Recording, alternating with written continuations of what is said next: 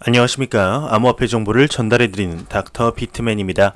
네, 목요일에 아침이 밝아왔습니다. 내일 하루만 지나면 즐거운 주말이 찾아오게 되는데요. 오늘 하루도 힘내시길 바라면서 목요일에 아침에는 어떠한 소식들이 반겨주게 될지 보도록 하겠습니다. 네, 한 리서치에서 작년 비트코인의 투자 수익률이 S&P 500과 금을 상회한다 언급이 나왔습니다. AMB 크립토가 암호화폐 거래소 SFOX의 보고서를 인용하면서 지난해 비트코인 연가 투자 수익률 93.8%는 S&P 500 지수 금을 상회한다 전했습니다. 네, 보고서는 이어서 지난 6개월간 비트코인과 S&P 500 지수 그리고 비트코인과 금의 30일 평균 상관계수가 각각 0.037, 0.149를 기록하면서 가격 상관관계가 약하다 이렇게 진단을 했네요. 네, 2019년에 비트코인의 투자 수익률이 다른 자산들보다 월등하다는 이야기였습니다. 지난 10년간의 수익률을 봤을 때도 비교가 불가하죠. 네, 현재의 암호화폐 시장 아직까지 제도권으로의 도입이 정식으로 이루어지지 않았고 많은 투자자들의 자금이 유입되지 않은 상태임에도 불구하고 이러한 수익률을 보였다는 것 자체로도 앞으로의 잠재 가능성이 충분한 시장이지 않나 이러한 생각이 듭니다. 네, 현재 제도권으로의 진입이 느리지만 한 걸음씩 확실하게 나아가고 있는데요. 네, 특히 올해 2020년 많은 발전을 있을 것으로 보입니다. 이러한 소식과 더불어 메이저 투자 은행이 암호화폐 산업에 진출할 것이다라는 전망이 나왔습니다. 보도록 하겠습니다. 네, 암호화폐 전문 분석 업체 스큐가 트위터를 통해서 올해 전통금융시장 퍼스트 티어 즉 선두권 투자은행이 잇따라 이제 비트코인 거래 플랫폼을 런칭할 것이라며 또한 미국 시카고 상품 거래소죠 CME가 비트코인 옵션 거래를 리드할 전망이다 이렇게 전했습니다. 네, 메이저 투자은행들의 비트코인 거래 플랫폼 산업으로의 진입이 가속화될 것이라는 언급이었습니다. 실제로 UBS 등 스위스 메이저 은행들에서 암호화폐에 대한 관심이 크게 높아지는 것을 확인할 수가 있는데요. 네, 여러분들도 익숙하신 JP 모건 체이스라든가 골드만삭스의 경우도 암호화폐 시장에 이제 지대한 관심이 있는 것을 볼 수가 있죠. 세계적 투자 은행인 바클레이스 또한 암호화폐 거래 사업을 심도 있게 고민 중이라고 하는데, 네, 이러한 메이저 투자 은행들이 암호화폐 산업에 왜 관심을 보이는지, 기관 투자자들이 현재의 암호화폐 시장에 왜 관심을 두고 본인들의 돈과 시간을 투자하는지 조금만 생각해보면 답이 나오지 않을까 생각이 듭니다. 네, 올해 비트코인에 많은 이벤트들이 있다는 건 여러분들도 아실 겁니다. 그러한 이유일까요? 블룸버그의 한 애널리스트는 올해 비트코인의 가격이 상승할 것이다 전망을 했는데 보도록 하겠습니다. 네, 블룸버그의 애널리스트가 올해 비트코인 가격 상승을 전망했다 더블록이 8일 보도했습니다. 블룸버그 인텔리전스 수석 상품 전략가 마이크 맥글로는 비트코인의 공급량 제한과 그리고 도입 증가가 비트코인의 상승을 견인할 것이다 진단을 했습니다. 네, 올해 비트코인의 핵심 지지선은 6,000달러로 저항선은 1만 달러라고 설명을 하며 작년 최고점인 약 14,000달러까지 치솟을 가능성이 높다 이렇게 언급을 했네요. 네, 올해 비트코인이 크게 상승할 것이라는 전망을 내놓았습니다. 개인적으로 가격 예측을 별로 좋아하지는 않습니다. 2018년 암호화폐의 나름 전문가들이 2019년을 예측했던 것들을 분석해 보았을 때 단 하나도 맞는 게 없기 때문인데요. 네, 그렇지만 2020년은 조금은 다를 거라는 생각이 기분이 듭니다. 네, 앞서 말씀드렸던 여러가지 빅 이벤트들이 분기별로 몇 개씩 준비되고 있죠. 이 이벤트 하나하나가 엄청난 파급력을 가진 이벤트입니다. 그뿐 아니라 최근 지정학적 리스크가 증가를 하면서 비트코인에 대한 관심도가 조금씩 높아지고 있는데요. 지난해까지 암호화폐 시장의 준비 단계였다고 하면 올해는 열매를 맺기 위한 해가 되지 않을까 이러한 생각이 드네요. 네, 여러분들 금융위기 10년 주기설이라고 혹시 들어보셨나요? 네, 말 그대로 10년마다 금융위기가 터진다는 뜻입니다. 실제로 1987년 검은 월요일 주가 폭락 사태를 시점으로 1997년 아시아 외환위기, 2008년 미국발 서브프라임 사태까지 10년마다 글로벌 금융시장을 뒤흔드는 금융위기가 발생을 한 것이죠. 네, 이번 2018년에는 다행히 아무런 위기가 없었습니다. 하지만 경제 붕괴가 곧 올 것이다 언급한 자가 나타났습니다. 보도록 하겠습니다. 네, 카르다노의 창시자가 경제 붕괴를 예언했습니다. 암호화폐는 좋은 기회다 언급을 했는데요. 네, 데일리 호들에 따르게 되면 찰스 호스킨스 카르다노 창시자가 지난 3일 비트코인 탄생 11주년 기념일에 업로드한 AMA 영상에서 각국 죄송합니다. 갑자기 기침이 나왔네요. 네, 다시 들어가겠습니다. 네, 11주년 기념일에 업로드한 AMA 영상에서 각국 중앙은행은 암호화폐를 인식하고 있고 일부 암호화폐에 대한 입장까지 밝혔다며 인류 역사에서 하나의 기술이 중앙 집중적인 노력 마케팅 없이 이렇게 세계적인 관심을 받은 사례는 없었다. 어떤 기업도 암호화폐를 통제하지 못하고 있다. 혁명은 이제 막 시작됐다라고 언급을 했습니다. 네, 이어서 2008년과 유사한 경제 붕괴가 향후 10년 동안 시장을 뒤흔들 것이라고 예언하며 이는 암호화폐의 좋은 기회다. 이렇게 설명을 했네요. 네, 에이다의 창시자가 언급한 내용을 보았습니다. 실제로 경제가 붕괴되게 되면 안전자산 그리고 해지 수단을 찾게 되죠. 그 대표적인 자산이 금과 원유입니다. 하지만 신흥 디지털 골드인 비트코인의 입지가 높아지면서 이러한 위기에 암호화폐 시장이 활기를 되찾을 수 있지 않겠냐 하는 말들이 계속해서 나오고 있죠. 네, 현재 이 시점에서 이 경제 위기가 올 것만 같은 사건이 하나 발생을 했죠. 바로 미국의 공습으로 인해 이란의 군사령관인 솔레이마니가 사살을 당한 것인데, 네, 이에 대해서 이란이 어제 미군의 주둔 기지에 폭격을 가했습니다. 네, 이 결과에 대해서 미국과 이란과 현재 얘기가 갈리고 있는 실정이죠. 네, 이로 인해서 미국과 이란이 전쟁에 돌입하는 것이 아니냐 하는 말들이 많은데 그와 같은 맥락을 하는 얘기가 나왔습니다. 네, 중동 정세 악화에 따라서 영국은 군함과 헬리콥터를 대기시키고 있다고 합니다. 이란이 미군 기지를 공격하며 중동 정세가 악화되자 영국이 자국민 보호를 위해서 걸프 해역에 군함과 헬리콥터를 대기시키는 등 대응에 나섰다고 합니다. 네, 미디어에 따르게 되면 8일 영국 BBC는 영국군 당국이 이라크 인근의 군함과 헬리콥터, 군인 등 전투 병력뿐 아니라 치누크 헬기 등 지원 병력을 대기시키고 있다며 48시간 이내 병력을 급파할 수 있도록 준비하고 있다 보도를 했습니다. 네, 이날 벤 웰리스 영국 국방장관은 하원에 출석해 영국 민간인이나 군인이 이란 또는 테러단체의 공격으로 숨진다면 대응책을 검토해야겠다. 그 대응은 반드시 당한 공격에 비례적일 것이다 라고 언급을 했습니다. 네, 한편 일본 정부도 이날 이제 총리, 관방장관, 외무상, 방위상으로 구성되는 국가안전보장회 회의 이제 NSC의 4인 강요 회의를 열고 중동 정세와 대응 방안을 논의할 것이다. 이렇게 언급을 했네요. 네, 이뿐 아니라 지금 코스피도 출렁이고 있다고 합니다. 네, 코스피는 이란의 미 보복 공격에 1%대 하락을 했다고 합니다. 네, 코스닥은 3%대 급락을 했다고 하는데요. 네, 코스피가 8일 이란의 미국 보복 공격 소식에 1%대 하락 마감을 했다. 아시아투데이가 전했습니다. 네, 미디어에 따르게 되면 이날 코스피 지수는 전 거래일보다 24.23포인트 하락한 2151.31로 거래를 마쳤다고 하는데요. 네, 유가 증권 시장에서 개인과 기관은 각각 194억 원어치, 2,397억 원어치를 팔았다고 합니다.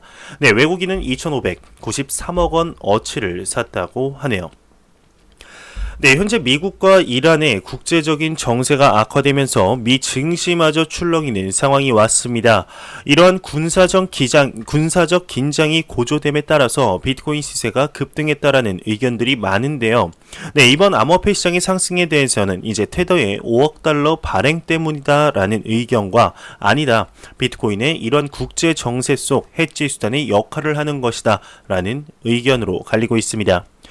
네, 정확히 어떤 것이라고 콕 집어 말하긴 애매하지만 둘 다 영향이 있지 않나 싶은데요. 네, 현 상황에서도 미국과 이란의 긴장감은 계속해서 높아져만 가고 있습니다.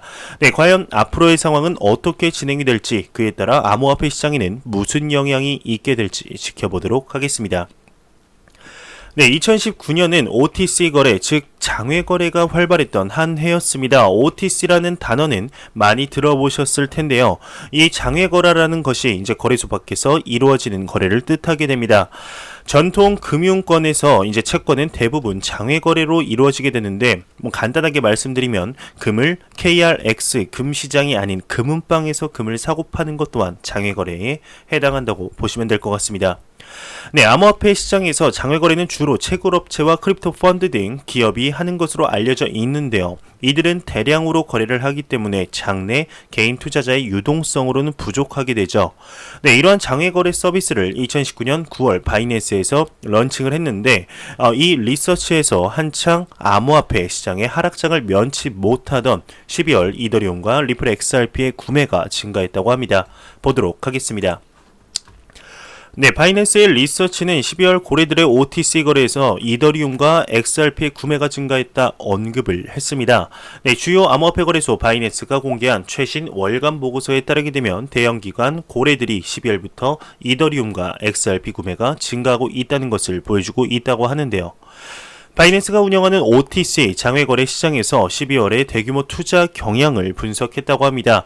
보고서에 따르게 되면 12월 초에 거액 비트코인 매각이 확인이 되었고 이더리움과 XRP 모두 평균 이상의 구매가 이루어졌다고 하는데요. 12월은 비트코인 몇몇 대규모 판매로 시작이 되었다. 우리는 이것이 비트코인에 대한 매도 압력을 증가시킬 수 있다 생각을 하지만 가격은 잘 유지되었다 언급을 했습니다. 네, 보고서에서도 게재된 것처럼 바이낸스의 대규모 고객을 중심으로 연말 가격 예상을 하고 있었지만 이더리움과 XRP와 함께 12월 거래 가격은 예상 평균을 밑돌며 거래가 되고 있었죠. 예상보다 가격이 침체된 것으로 매수의 타이밍이라고 봤을 가능성은 생각할 수 있을 것이라고 합니다. 네, 크리스마스 며칠 전부터 이달 말까지 비트코인의 양방향 흐름이 포착이 되었다. 매수자들은 산타나 연말 집회를 예상했을지도 모르고 비트코인이 이제 12월 내내 활력을 되찾지 못하는 것을 보고 매도자들은 약세를 보였을지도 모른다. 이렇게 언급을 했습니다. 네, 장외 거래에서 이더리움과 리플 XRP의 구매가 증가한다는 이야기였습니다. 그렇다면 장외 거래를 왜 하는 걸까요? 네, 거래소를 두고도 장외 거래 수요가 늘어나는 이유는 가격과 거래의 편의성 때문인데요. 네, 이 디지털 자산 시장에서 장외 거래는 주로 대량으로 디지털 자산을 매매하려는 고액 투자자 중심으로 이루어지게 됩니다. 시중 거래소에서는 유동성 확보 문제, 거래 과정에서도 시세가 바뀌는 가격 변동성 문제 등으로 거래가 이루어지지 않거나 손해를 볼 수 있죠. 또 법정화폐로 거래 가능한 거래소고 이제 제한적이어서 달러나 이제 위안화와 같은 그 법정화폐로 지정 호가에 거래할 수 있는 장외 시장 거래를 선호한다고 합니다. 네, 장외 거래 경우에는 최소 구매액이 있습니다. 이 미니멈이 가장 적은 바이낸스의 경우 1억 3천만 원부터 구매를 할 수가 있다고 하는데 이 금액을 보게 되면 개인보다는 기관 투자자들이 이용을 많이 할 것으로 보이죠. 네, 즉 이더리움과 리플을 대량으로 구매한 이유는 잠재 가능성이 지금의 가격을 훨씬 웃돈다라고 기관 투자자들이 생각하기 때문일 겁니다. 네, 2019년 이더리움과 리플의 경우 발빠른 사업의 확장과 업그레이드 그리고 눈에 보이는 성과들을 보였기 때문에 많은 기관 투자가로부터 신뢰를 얻을 수 있었던 것이 아닌가 하는 생각이 듭니다. 더욱 성장세를 보일 수 있는 이더리움과 XRP의 앞날 어떤 식으로 진행이 되게 될지 지켜보도록 하겠습니다. 네, 리브라 협회 부회장은 리브라를 주목한 이유는 비트코인의 결제 기능이 약하기 때문이다 언급을 했습니다. 리브라 협회의 단테 디스파르테 부회장은 페이스북이 주도하고 있는 암호화폐 리브라와 비트코인을 결제 영역에서 비교, 비트코인은 결제 기능으로서 충분히 기능하고 있지 않다는 점이 결제 수단으로서 리브라에 주목한 이유가 되었다 밝혔습니다. 네, 라스베이거스에서 개최된 국제전자제품 박람회의 디지털 머니 포럼에서 강연 패널 세션에서 했을 때의 내용이라고 하는데 네, 비트코인은 수학적인 희귀성이 매우 흥미로운 자산을 낳는다는 것을 증명했다며 암호화폐에 대한 자산성은 인정하면서도 경제적 모빌리티에 있어서의 최초의 스텝은 결제 수단에 대한 접근이다. 하지만 암호화폐는 아직 결제 수단으로서 충분히 기능하고 있는 것은 아니다. 의견을 밝혔습니다. 네, 또한 디스파르테는 리브라가 직면하는 복잡한 과제에 대해서도 지적하면서 어떻게 사회에 널리 보급시킬까 또 사람들에게 결제 수단에 대한 접근을 부여하는 것이 비용 면에서 어렵게 하고 있는 요소를 어떻게 제거해야 하는지 등의 문제가 있었다고 합니다. 네, 리브라에서 감시가 이루어질 가능성이라는 부제를 보도록 하겠습니다. 리브라는 은행 서비스에 접근할 수 없는 수백만 명의 사람들을 위한 결제 수단으로 페이스북에 의해 구상된 암호화폐라는 측면이 있다고 하는데, 리브라는 증명자산을 가진 스테이블 코인으로서 네트워크는 기존의 리브라 협회 멤버에 의해서 승인된 기업만이 참가하는 노드로 운영된다고 합니다. 네, 이는 종래의 금융 시스템보다도 분산화되어 있지만 비트코인이나 이더리움만큼 오픈에 참가할 수 있는 것이 아닌 중간적인 결제 네트워크가 된다고 하는데요. 네, 소연은 암호화폐를 이용하는 사용자 개인에게 기본적인 수준의 주권을 갖게 하는 것이 필수적이라 주장을 했습니다. 네, 그러면서 리브라는 작년 말 새로운 로드맵을 발표하고 있는데, 투명성을 더 개선하고 더 개방적인 커뮤니티 구축을 위한 계획도 새롭게 추가되고 있습니다. 네, 변경 전의 인센티브 설계에서는 이제 인베스트먼트의 토큰이 부여되어 향후 몇 년간 이제 연간 수십억의 수익을 얻을 수 있을 계산이었지만, 현재 이 내용이 백서에서 삭제가 되었죠. 네, 수익성을 없앰으로써 스테이블 코인 리브라는 유가 증권이 아닌가 하는 의심을 해소하는 것과 리브라의 사용자 협회와 그리고 사용자와 협회 가맹 기업의 이익 상충을 해결하는 것 두 가지를 목적으로 하고 있다 생각이 된다고 하네요. 네, 바이낸스 선물이 최대 75배의 레버리지로 이오스와 라이트코인의 거래를 개시했습니다. 바이낸스 퓨처스는 이오스와 라이트코인의 무기한 선물 계약 거래를 지원한다 발표를 했는데요. 네, 이오스는 8일 오후 5시에 거래를 시작했고, 라이트코인의 경우 9일 5시에 거래가 시작이 된다고 합니다.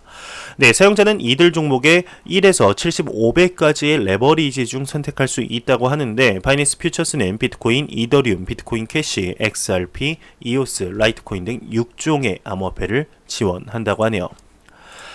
네, 암호화폐 브라우저 브레이브가 애플 홍콩 추천 앱 이제 목록에 포함이 되었습니다.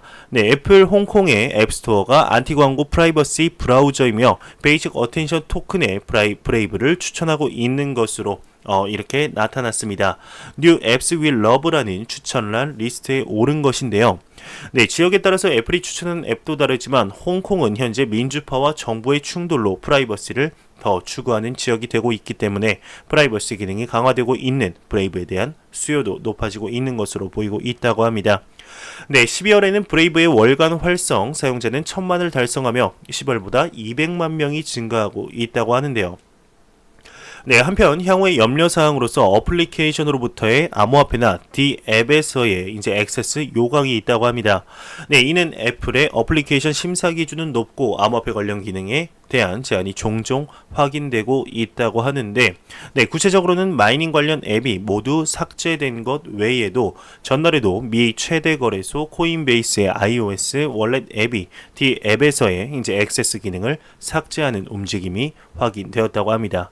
네, 일부 사람들의 경우는 애플 측이 앱을 이용에 대한 우려를 품고 있을 가능성이 있어 다른 어플리케이션에도 영향도 염려된다는 지적을 실시하고 있습니다.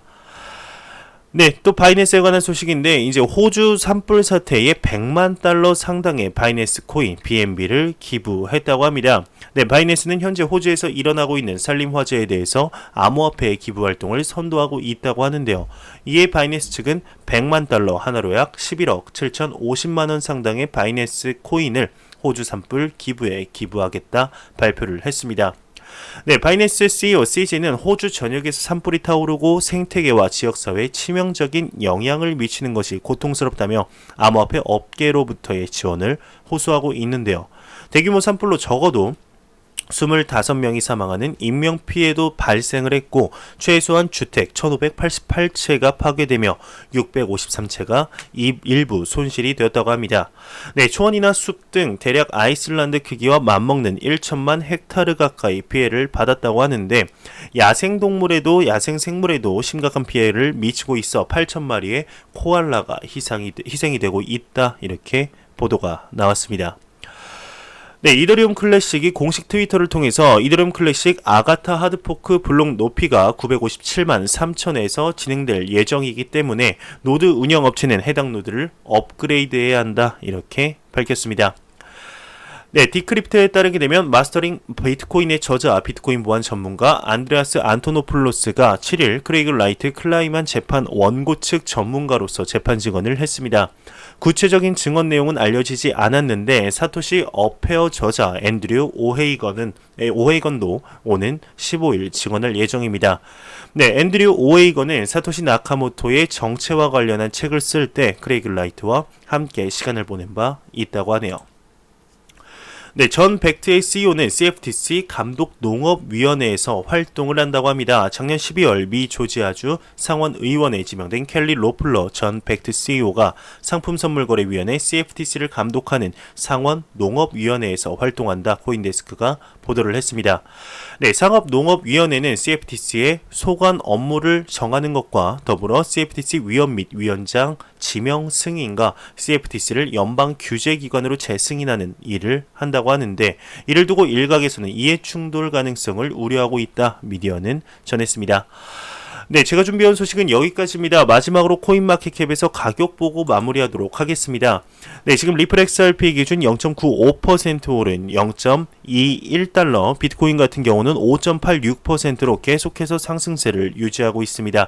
8,349달러, 시가총액 2위의 이더리움 같은 경우는 0.94% 상승하며 143달러를 보여주고 있습니다. 네, 비트코인 가격이 계속 상승하면서 비트코인 더미넌스 또한 어제보다 약 1% 정도 상승한 69.2%로 암호화폐 시장에 매우 강력한 비트코인의 시가총액 점유율을 볼 수가 있겠네요. 네, 제가 준비한 소식은 여기까지입니다. 영상이 도움이 되셨다면 구독과 좋아요 그리고 광고 한 편만 처음부터 끝까지 시청해 주시기 바랍니다. 이 채널은 오직 광고 수익으로 운영이 되게 됩니다. 항상 영상 시청해 주시는 시청자분들, 구독자분들 너무나 감사합니다. 저는 다음 영상으로 찾아뵙도록 하겠습니다. 지금까지 닥터 비트맨이었습니다. 감사합니다.